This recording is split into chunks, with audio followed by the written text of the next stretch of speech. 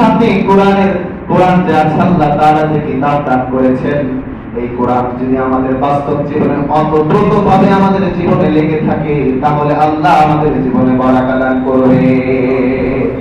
লেগে থাকা মানে কি? এই কোরআন তেলাওয়াত আপনি করবেন, কোরআন অনুযায়ী বুঝবেন, নিজের জীবন পরিচালনা করবেন, সংসারটা পরিচালনা করবেন, সমাজ পরিচালনা করবেন, এই দেশটা পরিচালনা করবেন। যদি আল্লাহর কোরআন দিয়ে এই সমাজ দেশ আপনার জীবন গঠন করতে পারেন, বুঝে থাকলে উত্তর দেন, ওই জীবনের মধ্যে আল্লাহ তাআলার বারাকা আসবে কি আসবে না? কিন্তু আপনার আমার সমাজের মানুষেরা কি করে? কোরআন তো পড়ে না, কোরআনটা সুন্দর করে কাপড় দিয়ে মুড়িয়ে রেখে দেয়। এই কোরআন খুলে দেখার সময় নেই, পড়ার সময় নাই। এই কোরআন দিয়ে সমাজ পরিচালনা করার চিন্তাও কখনো মাথায় জাগে না।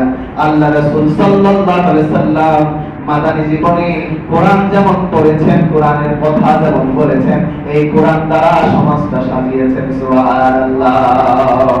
এজন্য আল্লাহ পাক রব্বুল আলামিন বলছেন এই কোরআনের ব্যাপারে, ওয়া হাযা কিতাবুন আনজালনাহু মুবারাকুন ফাত্তাবিউহু ওয়াত্তাকু লাআল্লাকুম তুরহামুন। আল্লাহ পাক রব্বুল আলামিন বলছেন, ওয়া হাযা কিতাবুন আনজালনাহু মুবারাকা, আর আমি এই কিতাব নাযিল করেছি বরকতময় করে। সুবহানাল্লাহ বলেন। তাহলে এই কোরআন বরকত, এই কোরআন কি বলেন না? এটা কার কথা? আল্লাহ নিজেই বলছেন এই কোরআন বরকত, এই কোরআন পড়লে বরকত, মানলে বরকত। এই কোরআনকে অবমাননা করলে এই কোরআন আপনার রাখতে দিবে না।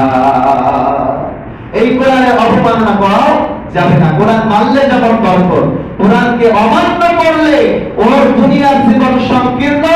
আল্লাহ তাআলা কিয়ামতের ময়দানে অন্ত করে আল্লাহ দরবারে অবতীর্ণ করবেন। এজন্য এই কোরআনের সম্মান, কোরআনের প্রতি ভালোবাসা, সম্মান প্রদর্শন করা আমাদের জন্য ঈমানী দায়িত্ব এবং কর্তব্য।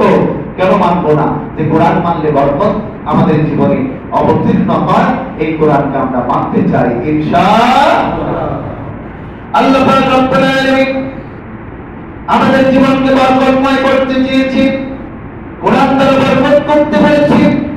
এরপরে আল্লাহ পাক রব্বুল আলামিন আমাদেরকে জানিয়ে দিচ্ছেন, তোমাদের জীবনটা বরকতময় হবে তখন যখন তোমরা সালামের অভ্যাস করবা। কিসের